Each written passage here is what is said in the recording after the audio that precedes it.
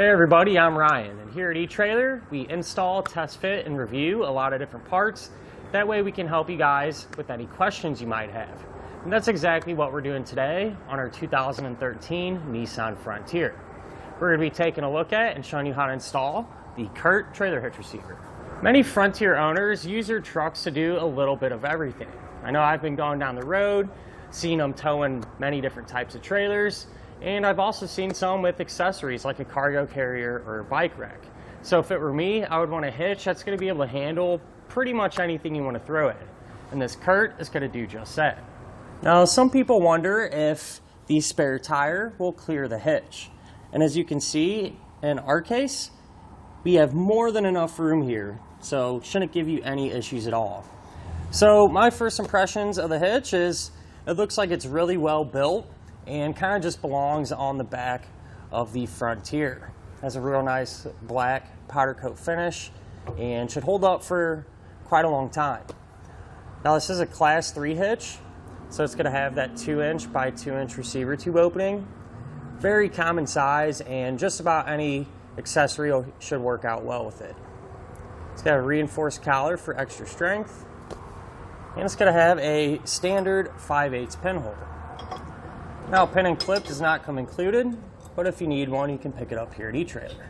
We're going to have loop style safety chain openings, which should give us more than enough room to use just about any size hook that we might have. Now, as far as the hitch's weight capacities go, it's going to have a 500-pound maximum gross tongue weight rating. And that's going to be the amount of weight that's pushing down on the hitch. It's a pretty high number, and you should be able to use pretty much any size cargo carrier or bike rack that you would want to. As far as the maximum gross trailer weight rating goes, it's going to be 5,000 pounds. And that's going to be the amount of weight that's pulling on the hitch. So that is the weight of your trailer plus anything that you might have on it. Now this can be used with a weight distribution system, which is a separate component, and whenever you use that, it kind of levels your truck and trailer out. That way you can pull it safely down the road. When you do use that though, the weight capacities do increase a little bit. Maximum gross tongue weight rating goes up to 800 pounds, and maximum gross trailer weight rating goes up to 8,000 pounds. However, I do like to recommend, never a bad idea just to grab your Nissan's owner's manual. That way you can make sure your Frontier can pull that much weight safely. Now if you do plan on doing some towing, I would recommend picking up some trailer wiring. That way the lights on your trailer will sync up with the lights on your Frontier, and you'll be safe and legal. Now what's cool is many of these trucks actually have a factory tow package plug, which is located on the driver's side right here in this area.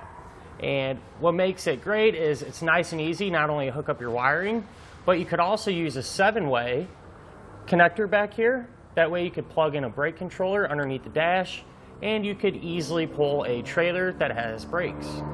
Now I'm going to give you a couple of measurements, and you're going to use these to help figure out which hitch mounted accessories to get. From the ground to the top inside edge of the receiver tube opening, that's going to be about 18 inches.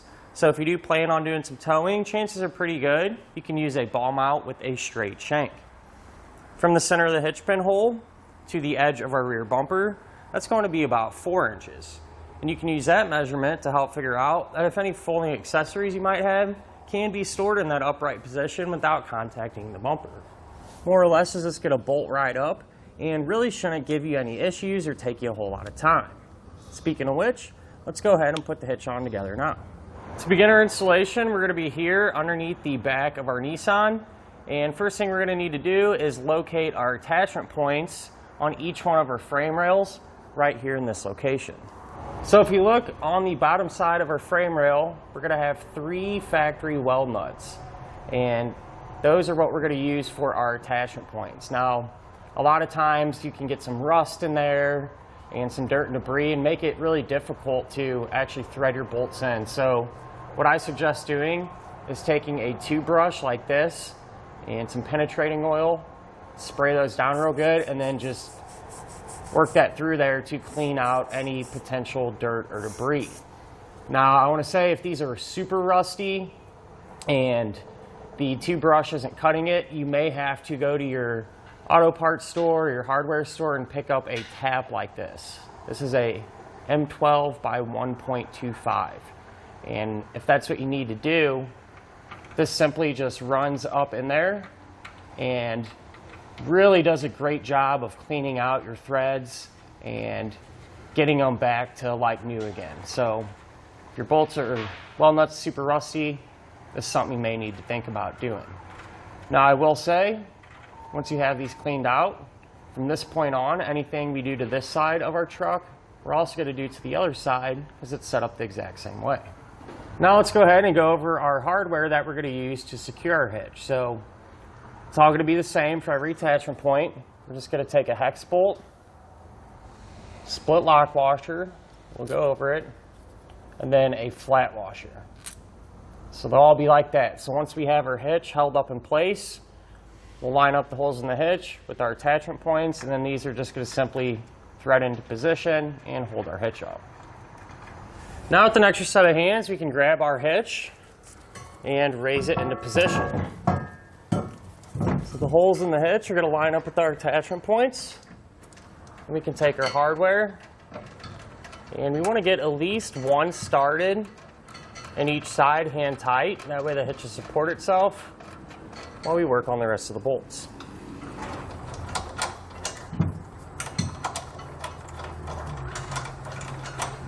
Now that we have all of our hardware in place and hand tight, you can take a 19mm socket and snug everything down.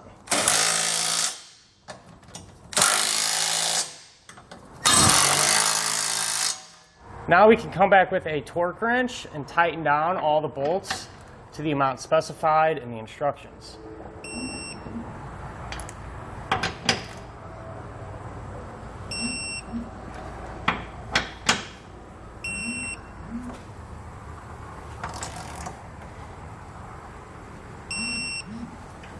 And that'll finish up our look at and our installation of the CURT Trailer Hitch receiver on our 2013 Nissan Frontier.